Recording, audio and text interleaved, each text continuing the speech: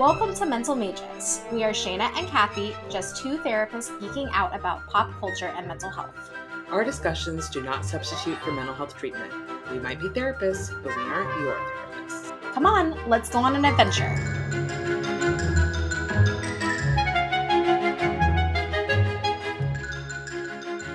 Welcome back to Mental Mages. We took a break last week because I was on vacation and it was Mother's Day and we just needed a break. And now we're back. Yep, and now we're back and we are going to talk about a really fun topic. It's just me and Kathy today. We will be talking about children's mental health and play therapy. And this is something that is very it's our wheelhouse, yours and mine.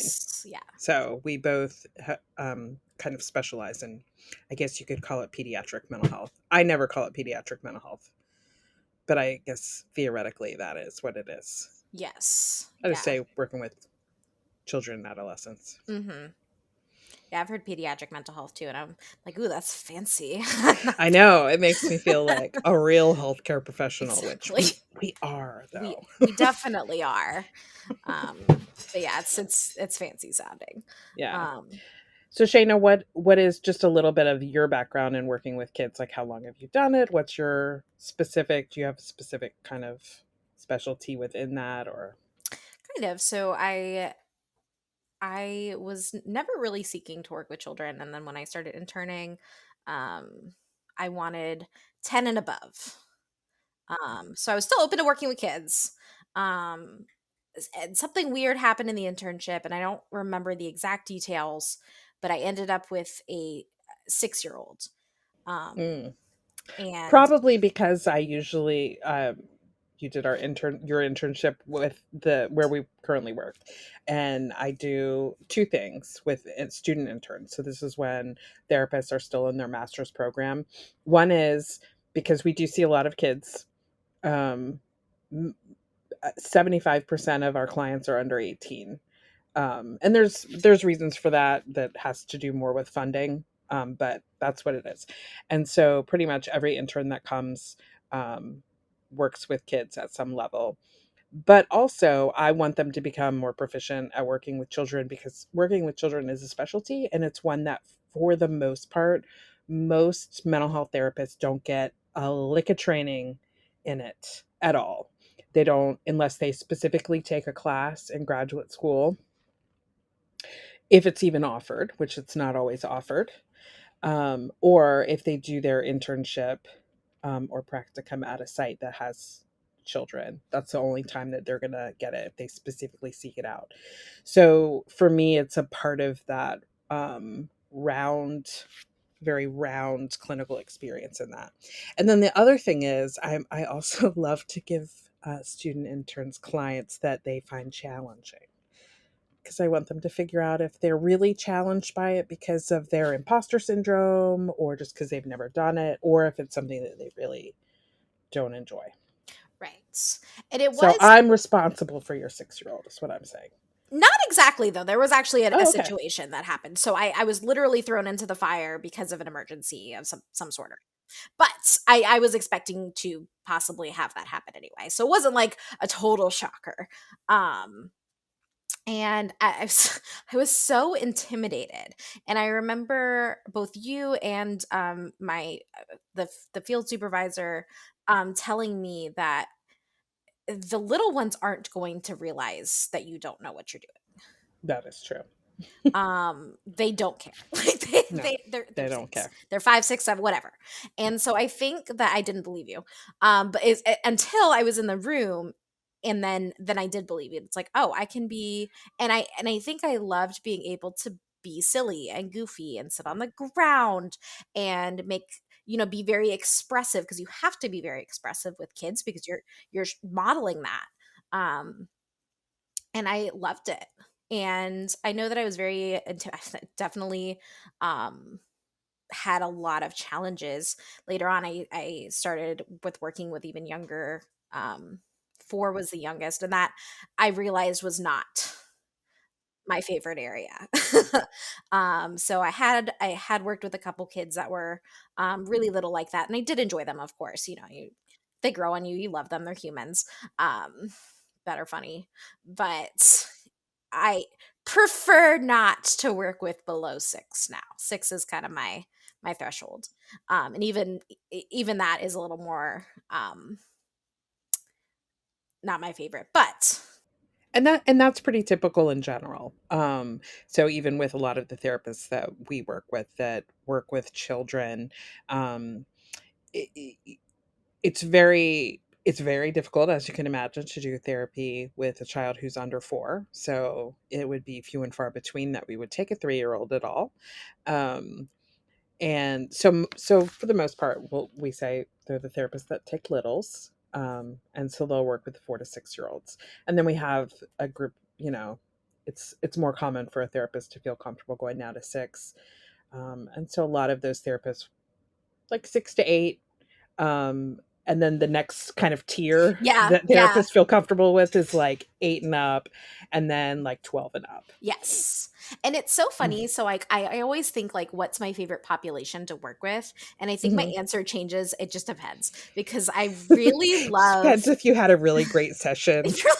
yes, actually. You had like a breakthrough, and so you feel really excited about it, and so you're like, oh, how old was that person?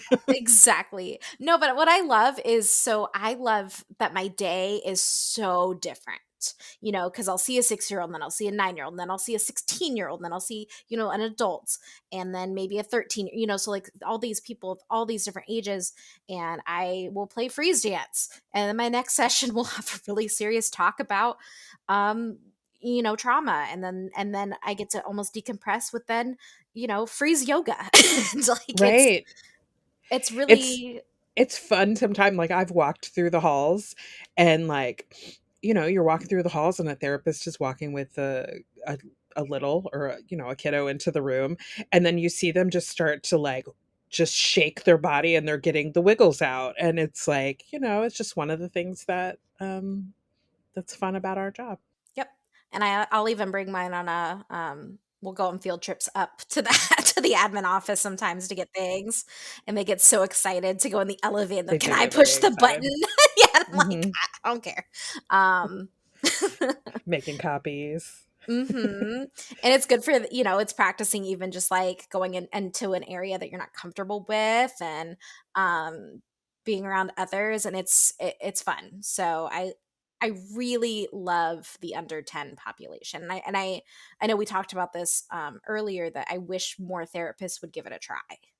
Um because I think that if I had not, I also would never have, if that makes sense. Like if I had not in my Mhm. internship. Yep.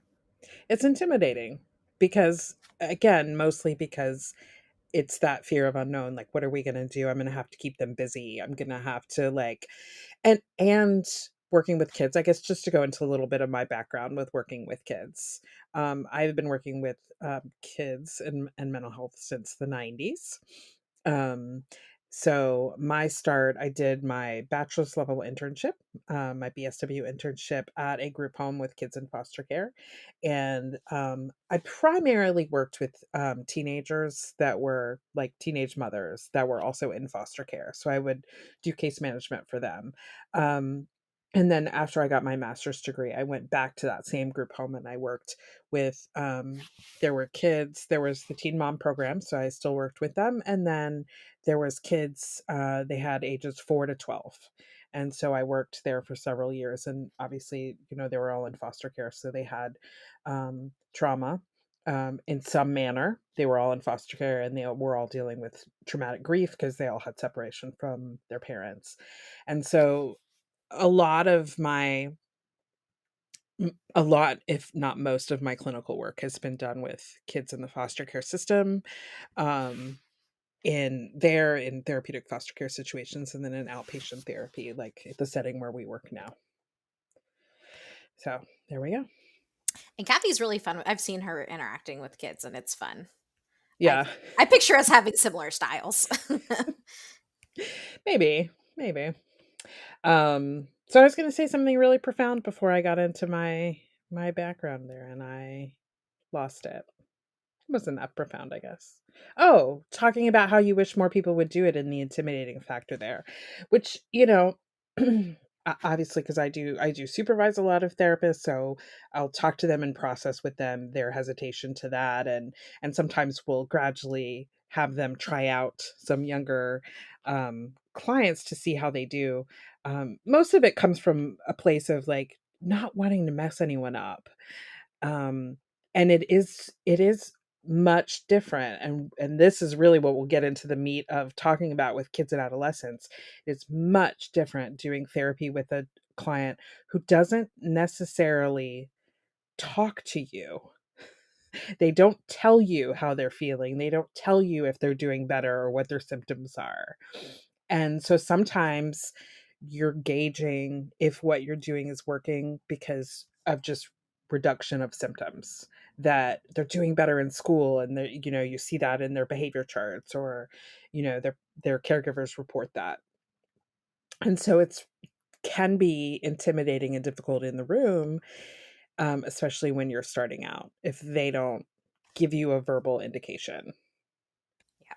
And some kiddos don't want to be there. And so there's, the the difference. And it's funny because I was actually the opposite of, I was really scared to work with adults. Mm, Um, mhm. so I was the I we total did recently have to push you a little bit into working with Yeah. an adult, Yep. and it worked out well. It has worked out well, and yes, it's been really, I haven't had any issues, but, it's funny that we, so, like, some of the therapists and I have the opposite discussions, um, but when, I was also gonna say something profound and I distracted myself. Excellent. I Yeah. think this is also why we will enjoy working with children, because I was gonna say they don't call us out on that, and that is not true. They call us out on everything, probably even more than an adult client would. I love some of the things that my clients have told me. Like, it's so funny. Like, so I have a daith piercing, so it's like the piercing inside your ear.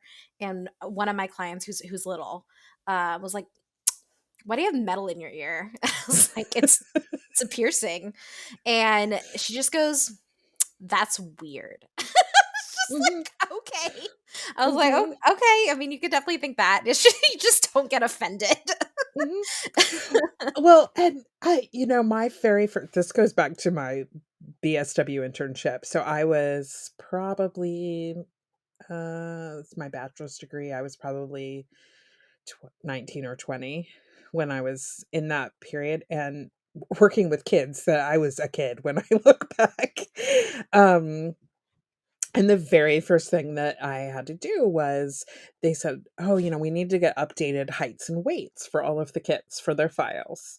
And they're like, "It's really easy. You just go to the house, get them, bring them up to the main building, and then we have a scale and a that has one of the measuring things on it." I said, "Okay." So I went and grabbed the 4-year-old who was home from school, and he came up pleasant enough, cooperative enough, refused to get on the scale, and just bolted out of the room, ran as fast as he could back to the house, screaming profanities at me the whole time.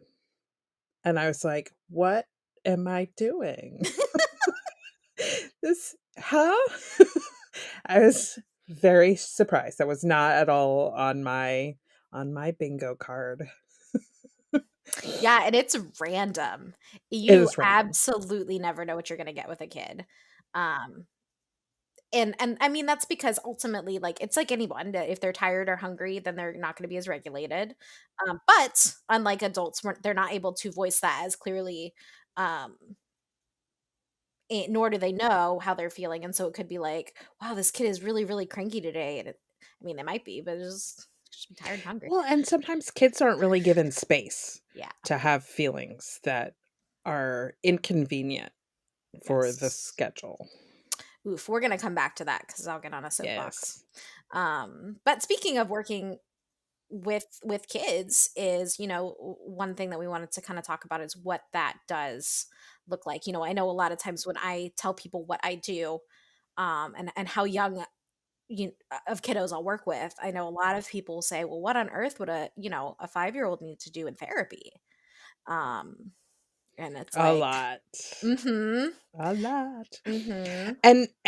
And just, for the non-therapists that are listening, um, most pretty much all of the theoretical framework that we learn in graduate school is all based on, like, relatively high functioning adults.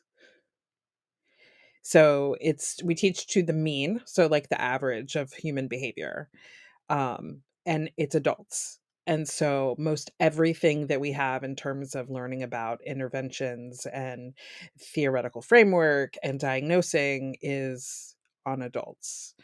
And then of course schools of thought um, sprung out of the need for that because children also have mental health struggles. And so it's kind of modifying the what we know about adults and what we know about child development and figuring out what works from there.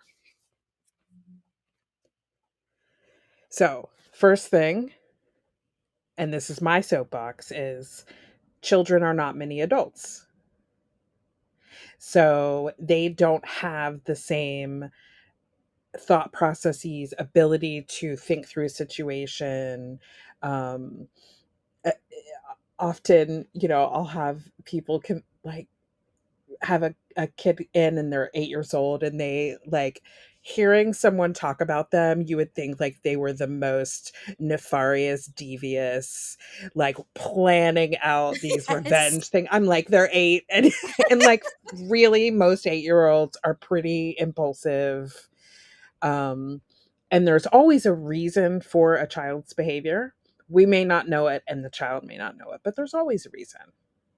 So, for the most part, that's what I think about as the very basics of the building blocks of working with kids. Right. So we often apply our adult brain to a child's actions, and that's very unfair to a child. And I try to that's often, something that when you're working with children, you also have to work with parents. That is it's part of the framework.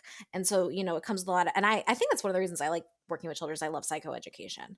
And so I love sharing these things and reminding them, it's almost like judging even ourselves for past mistakes based on the knowledge that we have now. It's like we can't do that. We have the knowledge now. We couldn't have known that then. And it's similar to children, that they just don't have the knowledge or the abstract thinking abilities or the conscious, all of it, right? Um, A lot of kids that we're working with don't even have the level of object permanence that we really even think about as adults. So they don't have the ability to retain that information when it's out of sight. yes. And then if you couple that with the lack of consistency or attachment or support, and then throw in some trauma, um, it then can delay those abilities significantly. And so, you know, a typical 8-year-old with stable XYZ is still going to struggle with some of the things that we expect them to do. Uh, but then if you talk about an 8-year-old who maybe is in a foster home, it's going to be that they're going to have a delay, a significant delay.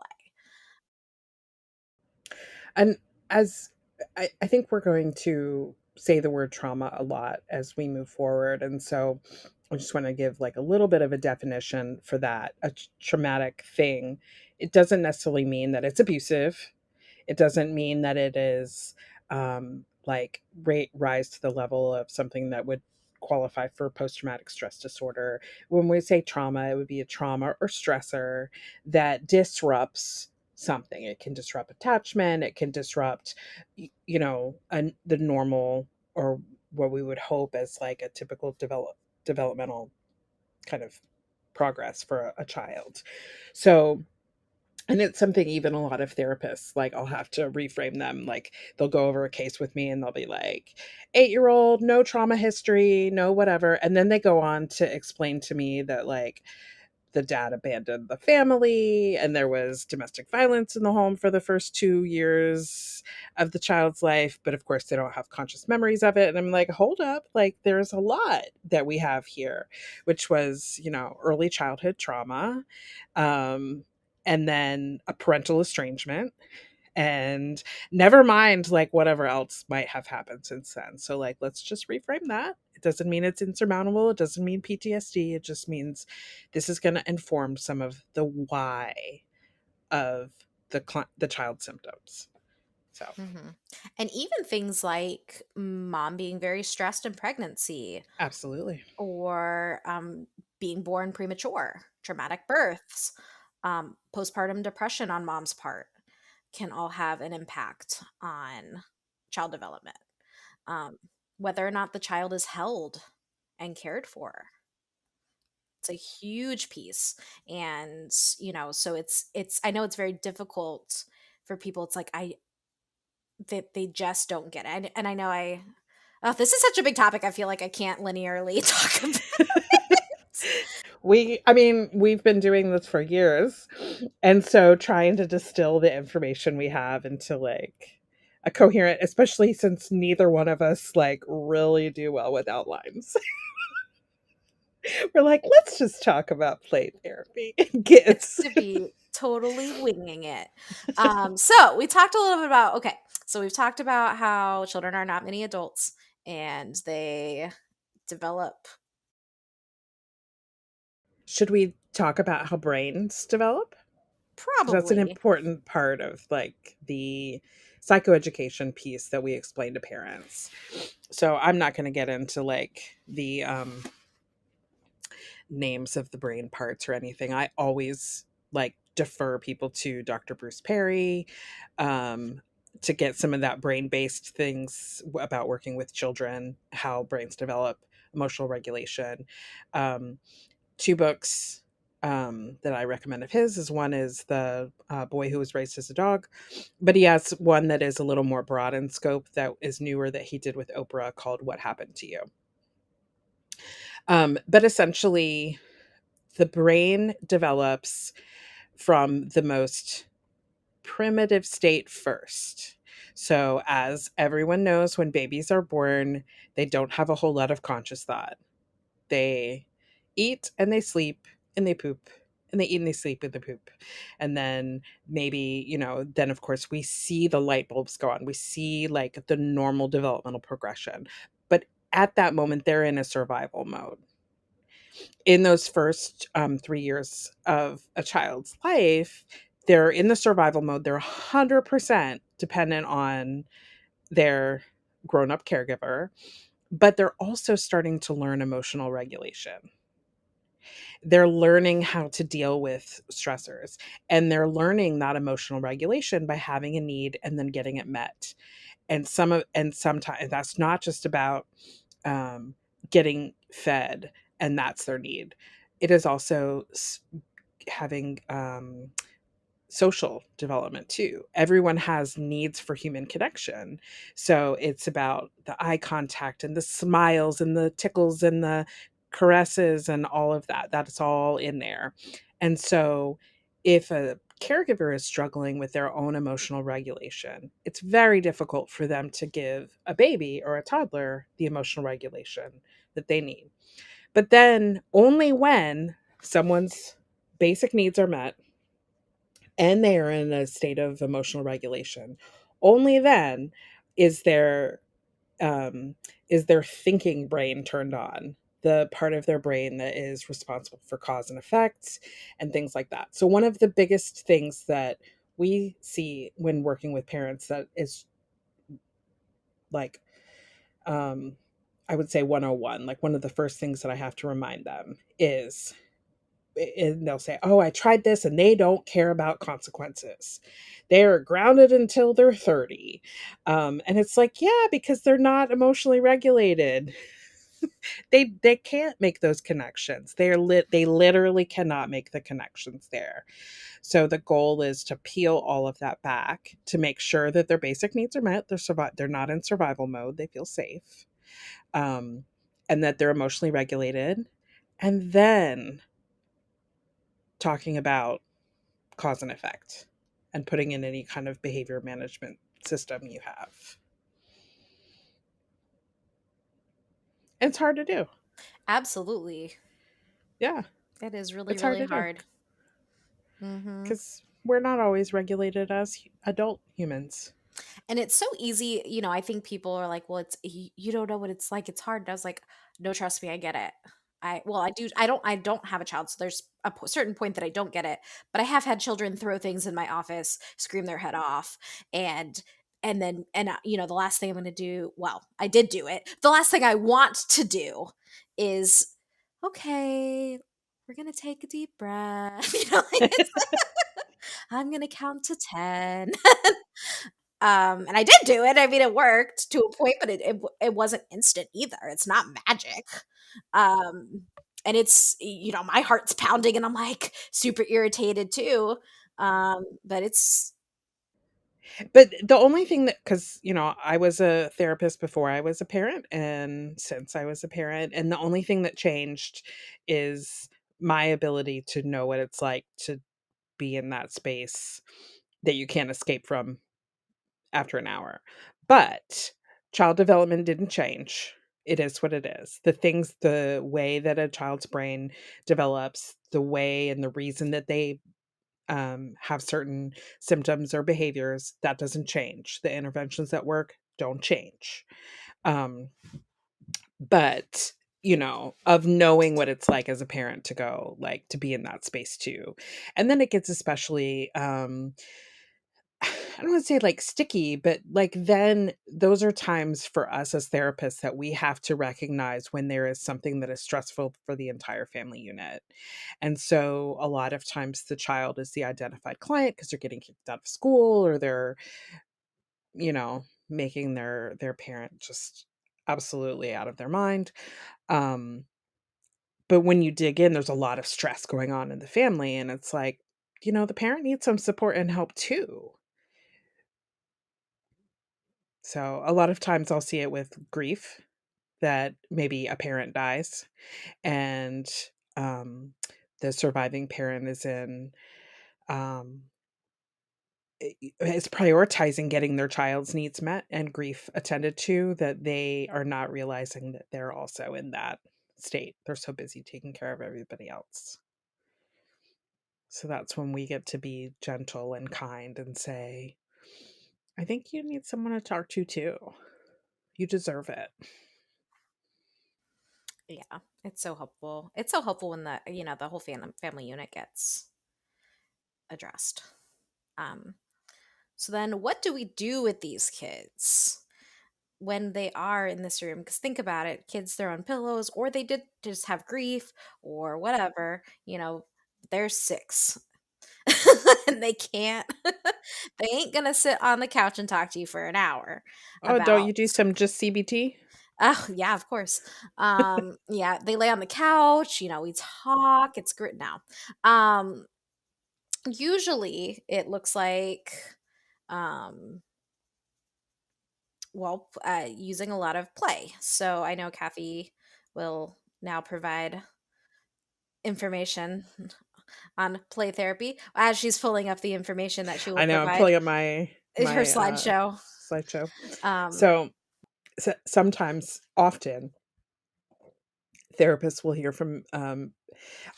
I get sometimes calls from parents who are upset for whatever reason and feel like it's not working. I need a change of therapist, and it's not atypical that a parent will say all they do is play, and I'm like, yes, they're 6. Um, mhm. But I understand that if you are unfamiliar with the concept of integrating play and art into sessions, that it doesn't look like, what am I paying for anyway? But play is a child's way of communicating and experiencing the world. So play is play, but it also provides a lot of functions. It's a way of communicating. It's a way of learning about their environment. It's a way of trial and error and problem solving, self expression, um, transferring ideas into reality, relieving stress. and making connections with other people. And so, yeah, on the surface, if someone were to open the door or peek in and see a play therapy session happening, they may not see much on the surface except a grown up and a kid playing. But there's so much else that's going on there.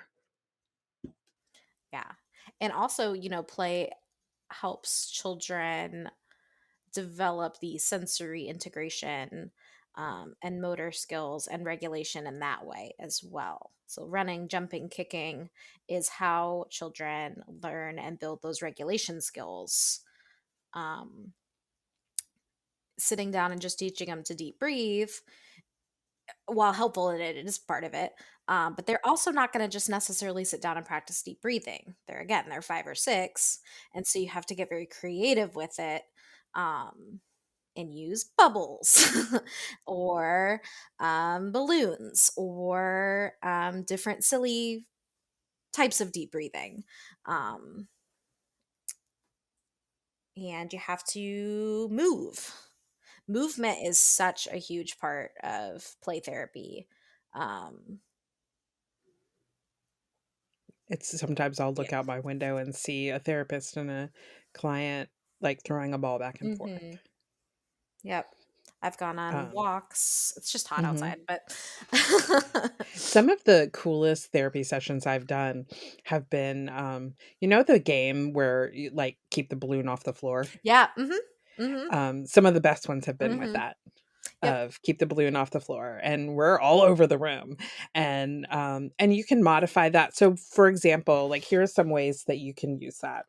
One is just the game itself and just doing that, because you cannot, I challenge you to play a game of keep the balloon off the floor and not laugh hysterically at some point. So it is, laughter is such a huge thing. And so when a child is, when anybody presents to therapy, they're struggling. They're in a crisis moment for the most part, because we don't view therapy and have financial means to use therapy as just like a regular thing that we should have, even though there's benefit to it. So for the most part, people don't present until they're in crisis. When you have a kiddo that's in therapy, they're having behavior problems, they're having depression, anxiety, they're in trouble all the time, something, one of those things is going on. So there's often not a lot of laughter in their life. Um, and often, especially when kids are brought in because of behavior problems, there's a lot of disappointment. They're constantly feeling like they're disappointing the adults in their life. So it's a really great way of not doing that. And then I also love bringing parents into those situations, because it's really important that caregivers and their children have those laughing moments too, and those silly moments too. So that's one way of doing it. Another way of doing it is you can use like whoever last touched the balloon is the one who can talk or ask a question. Or I've done it where you can write like feeling words on the balloon, and then you catch it, and wherever your right thumb lands, that feeling word is like one that you talk about.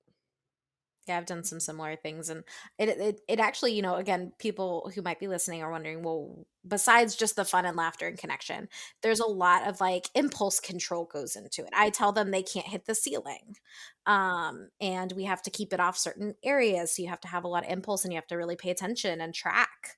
Um, and we'll do it, I'll time them and see how long they can keep it up themselves, and so that's usually really fun. Or I'll give them challenge where they have to do it on their finger, so again, even more control and impulse. Yeah, and it's fun. I though I once had a child dive into a my bookshelf.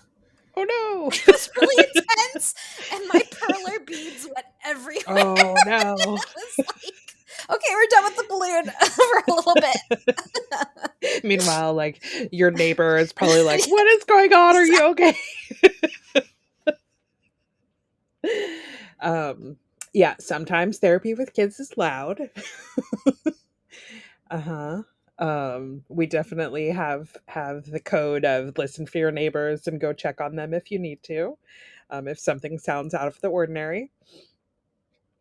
Um, and this is where the skill, like there's a lot of skill that comes into working as a therapist in general, but in working with kids is figuring out which activities to do and how to modify them to be what your client needs at that time. Um, a, a technique that I really, really enjoyed doing, especially when working with the population that I did with some pretty heavy trauma, was sand tray therapy. And so the idea with that is basically it's a sand tray, which is usually they're about, oh gosh, I don't know measurements. How big is a sand tray normally? Like, I don't Okay, well, know. I'm thinking of angels, and I would say it's like a foot by 2 feet, maybe slightly Yeah, bigger maybe than that. a little bit Yeah. bigger than that, but it's a shallow kind of container and it has sand in it. And so the theoretical idea behind it is that it creates a boundary. It creates a containment that allows a person to play or create a scenario for whatever conscious and unconscious things need to be put into this sand. And in when we talk about using play sometimes too, we also talk about being directive or non-directive. And so sand tray is another way of, so non-directive is basically going and allowing the client to do whatever they want in the sand. And sometimes that may mean putting a scenario out and playing with toys. Sand is cool because you can put figures in it and they stand up, so you can create a whole scenario. Or it's also not uncommon that you have a client that comes in that just buries and unburies things. And it's a very meditative and soothing thing that they're doing there.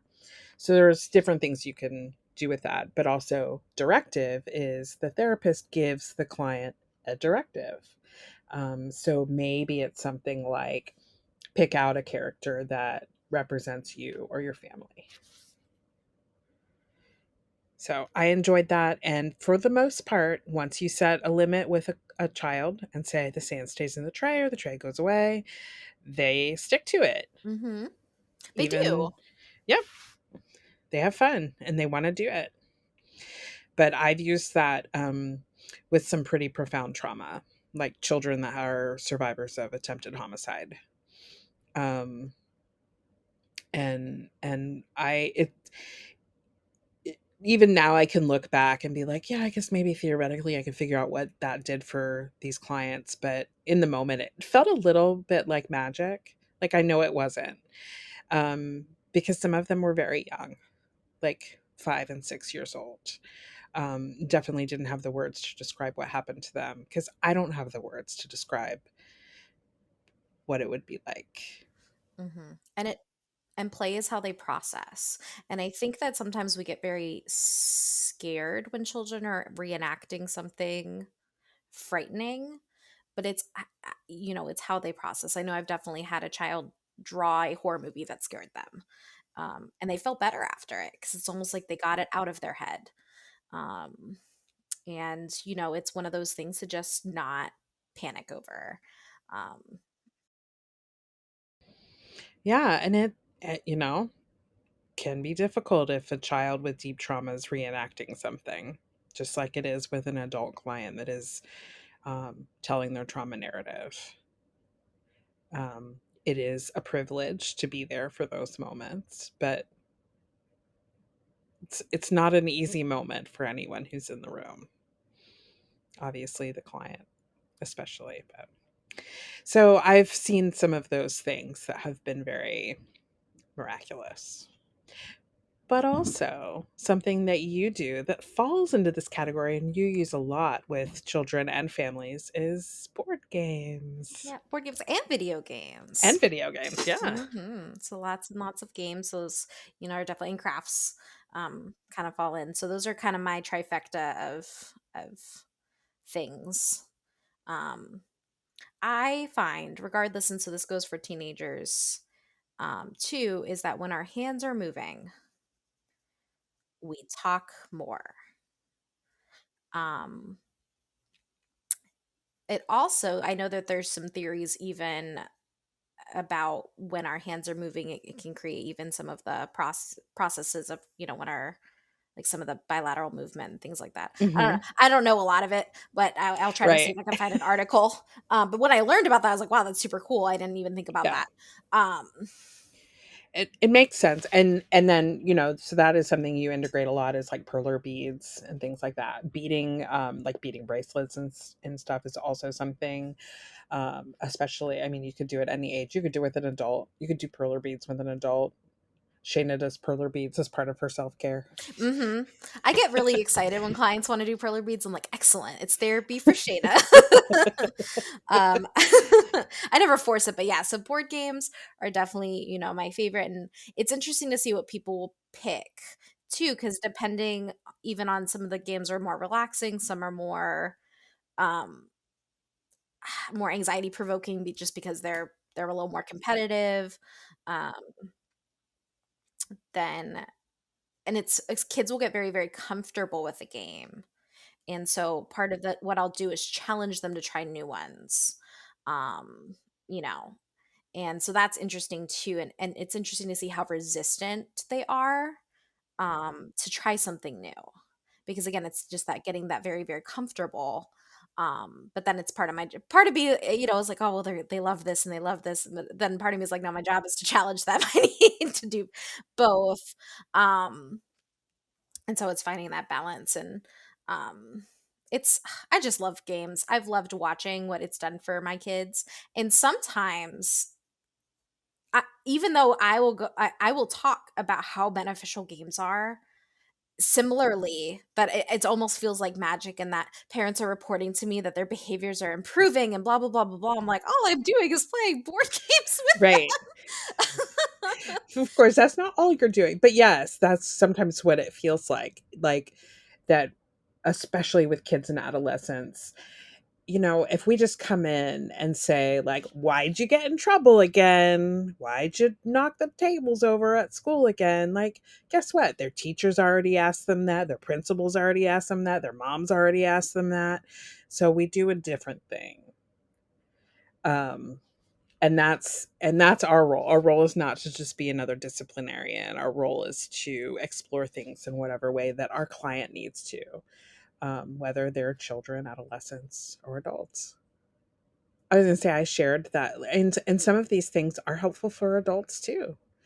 Um, when I did my first training on using sand trays, the person who did the training had us, it was me and one other therapist that were doing the training together, and she had all of her stuff out and basically invited us into the sand tray as she was going over the theories. And so we were just kind of in our minds casually putting together the scene, and like finding, it was non-directive, so we were finding the elements of it that spoke to us and setting up a scene. And then, of course, when we get to the end of the training and we step back and look at the sand tray and started to process what it was, I was like, it was just so obvious what had just spilled out of my subconscious onto the sand. I was in the process of buying my first house and I had a lot of anxiety. I had a lot of anxiety about living on my own, um, safety, security, all of those things. And it was just so obvious in the scene that I had put with like a home with like walls and barriers and spiky plants and like, all this stuff. And I'm like, yeah, that would make me feel safe. So, to me, just the moment of doing it myself and seeing how profound it was for me when I wasn't giving conscious thought to it, I was like, okay, I can see how this would be beneficial for clients. hmm I noticed even this week that, like, I played there's a game that I like to play. It's called Clipper Snips. It's a video game. Yeah. And two of my clients that are not very talkative talked more than they have, yeah, in most sessions. And laughed and giggled and whatever. Again, it's hearing that laughter, and as they sabotage me even though we're on the same team.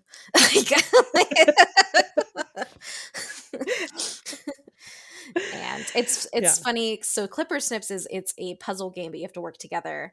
And occasionally I'll have kiddos that are like, no, I'm gonna just figure out how to do this by myself. I'm like, good luck. I lean back. You let me know how that goes. And then they're like, I need your help. I know you do. Because that's how the game's designed. Um, and it's a lot of fun. And But good lessons to learn just about life in general. We humans, we don't have claws or fangs. We were built to be interdependent on each other for survival.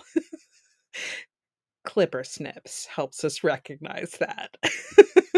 exactly. It's fun. I would recommend it. Honestly, I think it should be like used as couples therapy. Like it's so good. Um, and they get Might be hard. an interesting little Just a pilot trial project. there. Yes, Yeah. right. Ugh, Anyone want to fund that project? yes, please. Yeah, but it's really fun, and I go through phases where all different games become popular, um, and sometimes I have to, especially with Clippers, because I play it so much that I obviously know how to solve the puzzles. Like at this point, so I get to play dumb. Oh, I don't know. I wonder what that does, and when they just like are not getting it, I wonder what that button is. So that's kind of fun. The fun thing too is like picking out things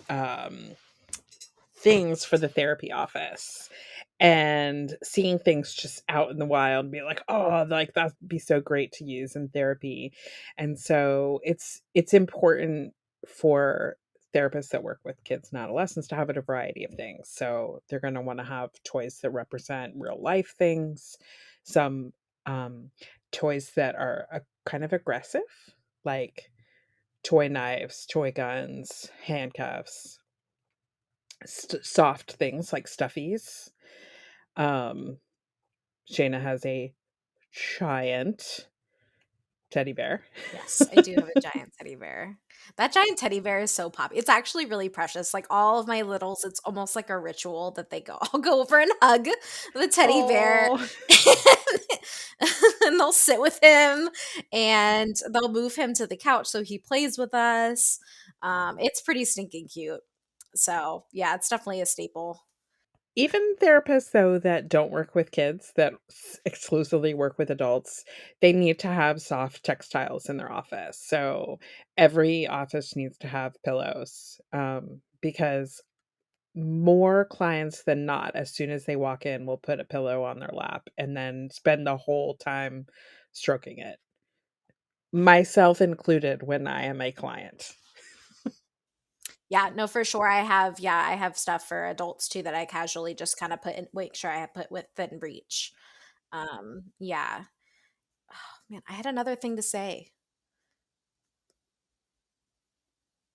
Oh, I have a whole bikini bottom set in my office. It's very yeah. And it's super popular and it's so funny. So I have handmade a Gary and I So I have feel like we need to clarify, if people don't know anything about SpongeBob, that that's Bikini upsetting. Bottom is the setting of where SpongeBob is, not that you have an actual Bikini Bottom in your office, which would be inappropriate. That's maybe I've been fooling you the whole time now.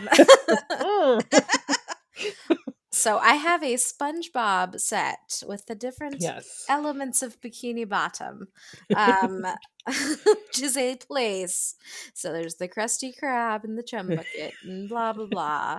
None of those things make it sound better if someone is unaccustomed to SpongeBob. Listen, I this is why SpongeBob is glorious because it speaks to the masses.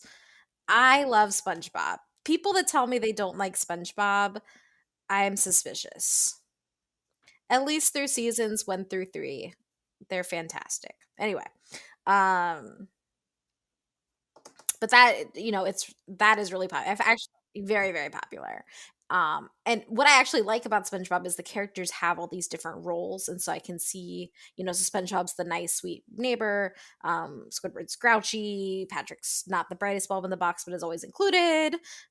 And so they all have these different personalities, and the kids will play them, and I'll play them, and they'll get to practice those social skills with all of these different personalities.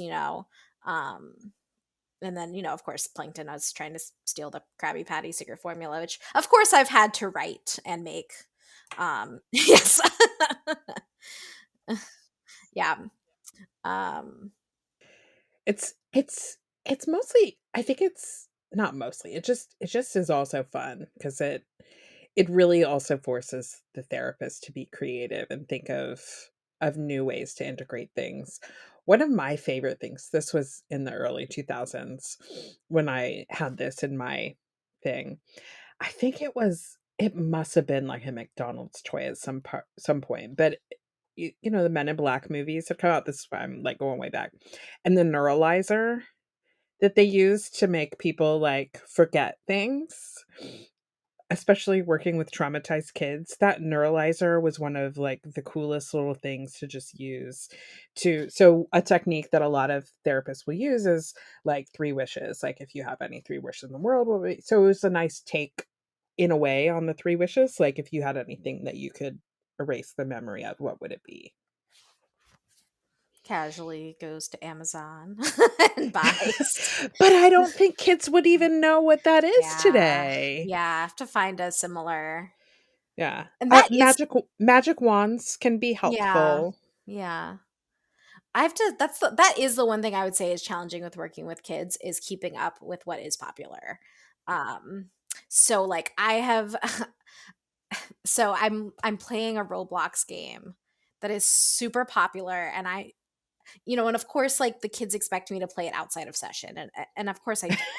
So they're like, "You're still on this level?" Listen, I play with an you. hour a week. Yeah, exactly. Not even a full hour. And I don't actually know what I'm doing. And I'm pretty good at games. Like, and I'm an intelligent person, and I have no idea what I'm doing in this game, and no one has explained it well. And I just don't understand it. But anyway, but it's so popular. Like, it's everywhere in the group home that we're doing groups with, that they're all playing it. So now to be cool, I'm like, "Ooh, I play blocks fruits too." And but then they ask me, questions that I can't answer, like, "But oh, well, what fruit do you have?" And I'm just like, I don't know. Oh no. I And don't then even know what you're talking about. well, I finally figured out what fruit I do have. But and then I tell them, and then they laugh at me because it's not good. And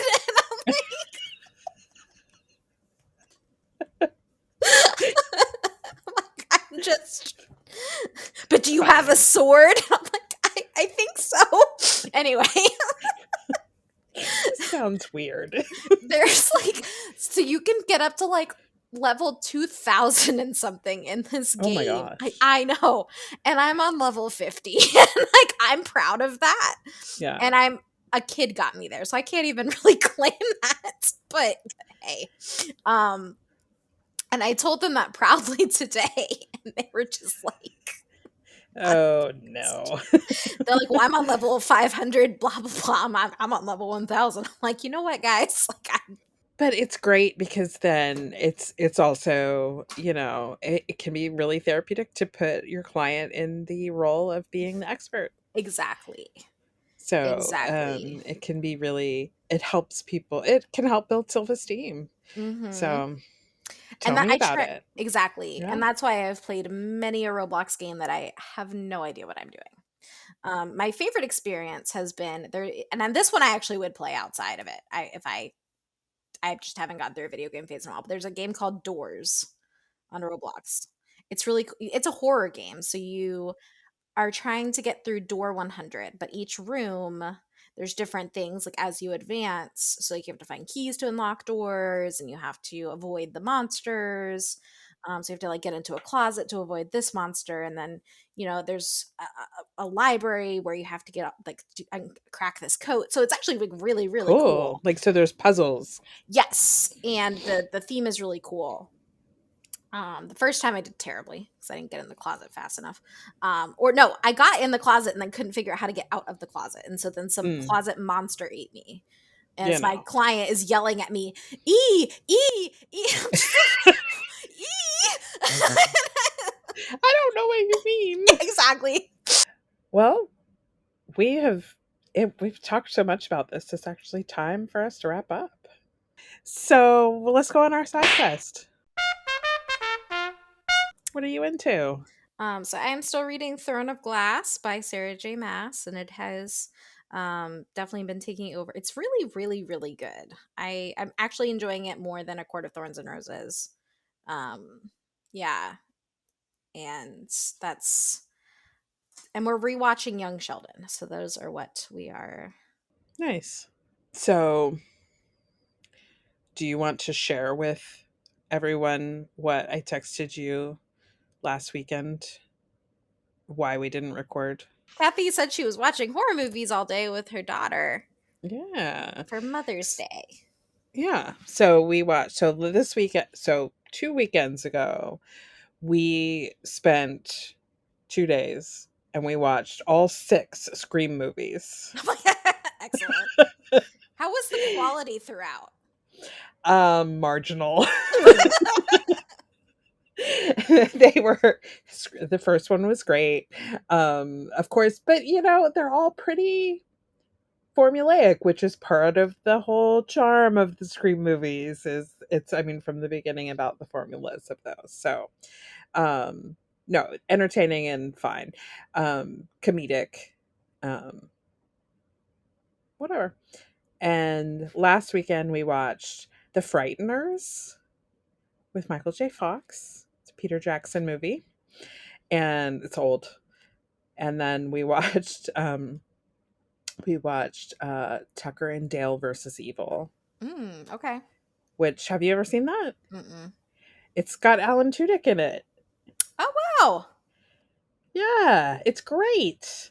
It is one that like Matt and we had watched it before, but we had avoided it because I think we thought it was going to be really, I don't know, something other than what it was, like slapsticky, and we're not really slapsticky people. But it wasn't. It was really clever and funny and horror-y. So we watched that. So I recommend that. Ryan doesn't like horror movies particularly, so, and I don't want to watch them by myself. So I don't watch them as much as I would like to. Yeah, I understand that. None of those were really scary. Even Scream. He did Scream, and we liked Scream. Yeah, I think the scariest scene of Scream to me is the first scene of the first movie. Other than that, I didn't get scared. My kid didn't get scared. It's not about being scared. He doesn't like body horror and stuff like that. Ah, that makes sense. I feel like Phantom heard the word scream. Just like, I know I what know to how to do do now. this. Exactly. Well, I'm glad you had a good Mother's Day. That's a good way to spend it. Yeah, so we had fun and watched some horror movies. And then she's already like, what can we watch next? So The now we have to Ring. find. Oh, I know. It's too scary. That was my first ever horror. I know I've told you this. Oh my gosh. She's asked about it like a million times, and both of us are like, no, it's too scary. She would probably be fine. Meanwhile, I'm over here like, yeah, you could totally watch Saw. Oh my god. And that's like, no, she can't. I was like, yeah, it's fine. No. The But Ring. Well, it's what's the other probably one? not fine. Prom Night is good. Oh, Final yeah. Destination is good. I can't watch Final Destination. Really? I have too much anxiety about death. I'm like, whatever. Whatever. We'll figure it out. Well, Phantom says goodbye. Yeah. Thank you. Thank Thank you for you. your patience. And we'll talk about angry things later. Yeah. See you next time. Bye. Thank you for listening to Mental Mages. Editing is by Ryan Merrill. Artwork by Matthew Gwaltney. Intro music is Call to Adventure by Kevin MacLeod. Licensed under Creative Commons by Attribution 4.0 license. For more information on our podcast, you can follow us on Facebook and Instagram at Mental Mages Podcast. Well, it's time for us to go take a long rest. Until next time, adventurers.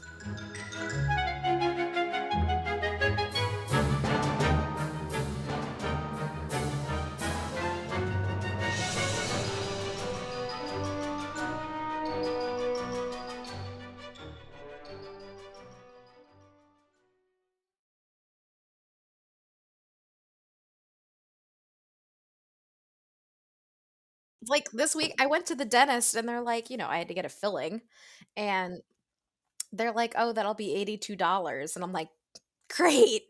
I don't want to be here. I don't want to do this." And now I have to pay for it. Super.